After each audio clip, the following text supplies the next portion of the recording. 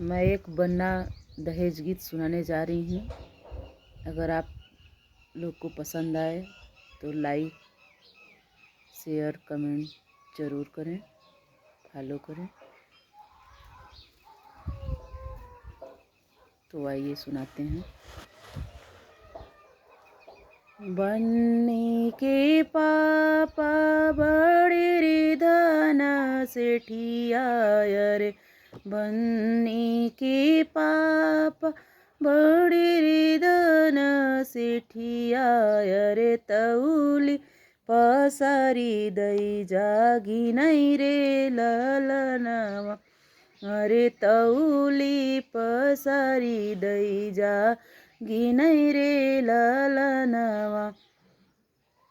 मुखवा चुनर धई के हंसई हो कवन बेटी, मुखवा चुनर धई के हंसई हो कवन बेटी, आज पापा नाव कर खरीदई रे ललनवा, अरे आज पापा नाव कर खरीदई रे ललनवा।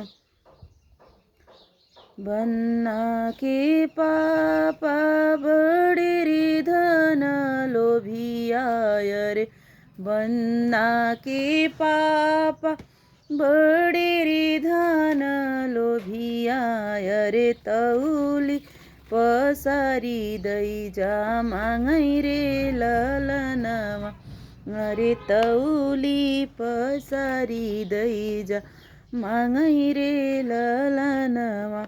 मुखवा रुमाल धई के रोई हो कवन बेटा, मुखवा रुमाल धई के रोई हो कवन बेटा, आजू पापा नाव कर बनावई रे ललनवा, अरे आज पापा नाव कर बनावई रे ललनवा। बन्नी के चाचा बड़ी रिधन सेठिया रे, बन्नी के भैया बड़ी रिधन सेठिया, अरे तौली पसारी दई जागी नहीं रे ललनवा, अरे तौली पसारी दई जागी नहीं रे ललनवा।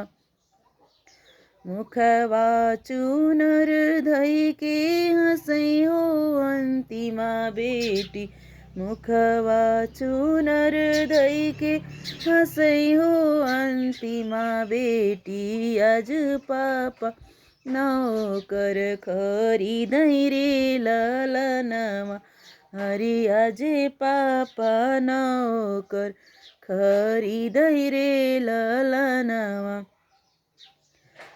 बन्ना के चाचा बड़ी रिधन लोभिया रे, बन्ना के भैया बड़ी रिधन लोभिया, अरे आज अरे तौली पसारी दई जा मांगई रे ललनवा, अरे तौली पसारी दई जा मांगई रे ललनवा।